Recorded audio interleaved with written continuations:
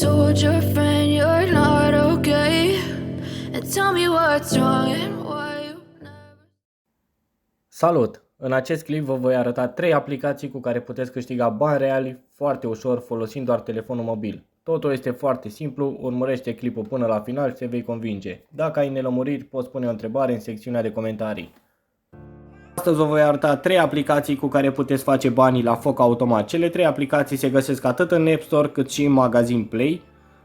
Prima aplicație se numește Cash 'em All. La această aplicație am făcut deja o retragere.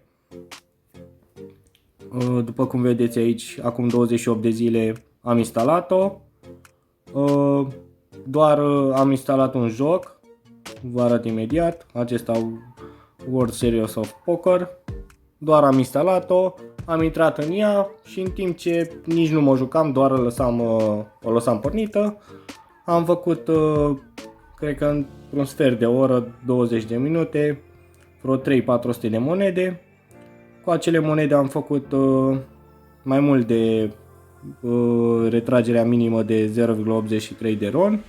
Voiam să testez să văd dacă chiar funcționează și cam la aproximativ o zi, 2 zile, nu mai țin minte exact, am primit 0,17 euro pe PayPal, după cum puteți vedea. Tot ce trebuie să faceți e să intrați aici la Feature, căutați aplicații, jocuri și doar trebuie să intrați în ele, doar să stați în aplicație, nu neapărat să vă și jucați, lăsați telefonul într-o parte și în timpul acela faceți monede pe care îi puteți schimba în bani odată ce atingeți anumite praguri.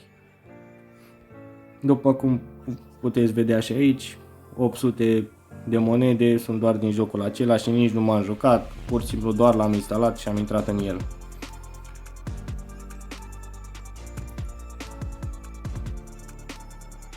Cea de-a doua aplicație se numește Cashi.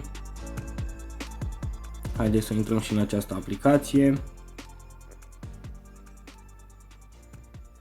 Uitați, la fel, 1800 de monede. Haideți să completăm înregistrarea. Sunt băiat, 25 de ani. Acceptăm.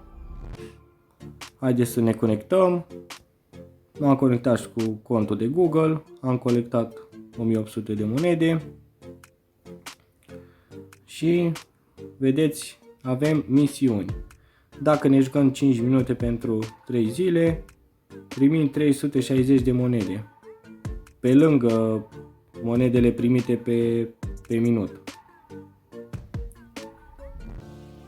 Și la fel se pot scoate pe PayPal, la fel la 2000 de monede, 0,83 de RON. Eu zic că este foarte bine, din moment ce trebuie doar să lăsați telefonul deoparte și în timpul acela faceți monede pe care le puteți schimba mai apoi în bani.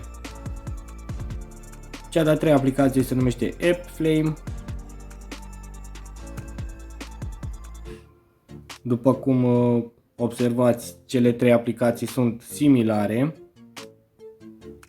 Aveți aproape aceleași task-uri de făcut, plătesc cam la fel, dar cel mai important este că plătesc.